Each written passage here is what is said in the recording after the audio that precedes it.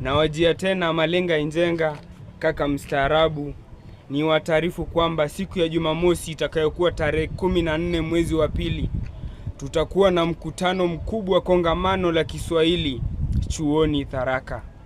Tunawakaribisha nyote, tulikuze lugha ashirafu ya Kiswahili, lugha yenye ulimbwende wa aina yake. Na hapa tunasema nini swali la takajibu, kunani na kunani pia la takajawabu. Njoo tukae jamvini, fumbo tukazi hesabu. Tunakukaribisha kwenye kongamano letu.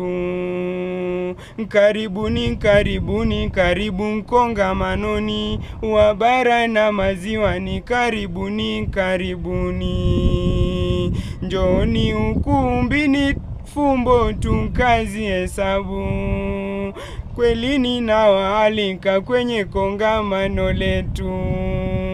Shukran.